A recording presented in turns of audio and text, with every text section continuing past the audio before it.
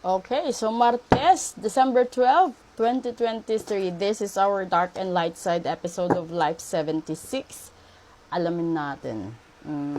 Saan na ba nanggagaling yung mga kamalasan at problema natin ngayon? At sino-sino ba sila at saan? Diba may mga ganung tanong magtataka ka. May hinihintay ka pero bakit ang bagal? Bakit wala? Meron kang inaasahang blessings pero bakit parang paatras, di ba? Okay. So, first card dito. King of Pentacles. Second card. The Three of Swords. Oh, and the third. Ten of Pentacles. Nako, ang hirap nito. May mga tao kang inaasahang magbigay sa'yo ng pera, no? Tulong, at yung ano-ano pa. Pero nabigo ikaw dahil napagitnaan ikaw, no? Ng matinding problema. It's either sa love, nagkakaroon ng love triangle, sa pera, nagkakaroon ng mga unusual expenses na hindi ma-liquidate. So, posible na booking saan napunta ang pera, saan ginamit ang pera kasi inventory, payroll, ano pa ba? Lahat-lahat yan meron.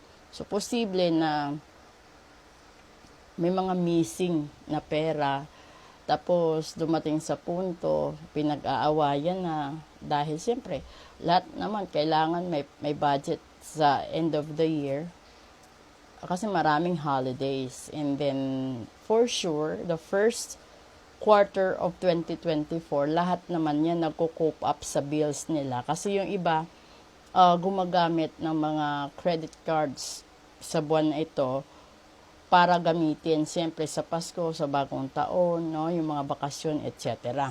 Tignan natin dito kung ano. Una, di ba? Three of Pentacles. Pangalawa, Two of Swords. And pangatlo,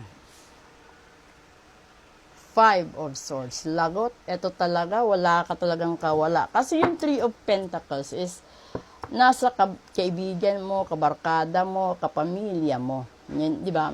Yung hindi mo alam yung ginagawa mong desisyon na naging sanhi ng mga problema, conflict sa buhay at sa pamilya.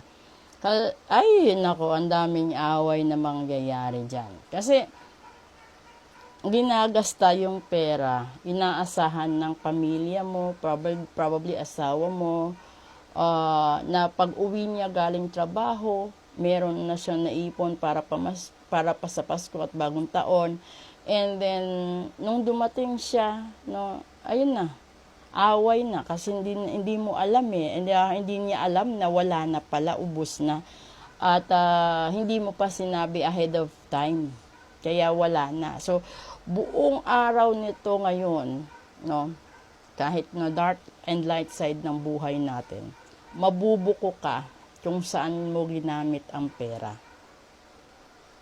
Makikita at malalaman ang katotohanan. So, yung message ngayon sa dark and light side is, kung meron mang pera na nakalaan para sa Pasko at bagong taon, huwag mong galawin.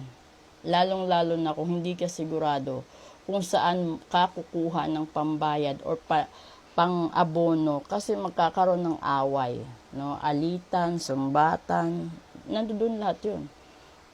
Masasaktan ka, which is left and right, ganun yung mangyayari sa buhay mo.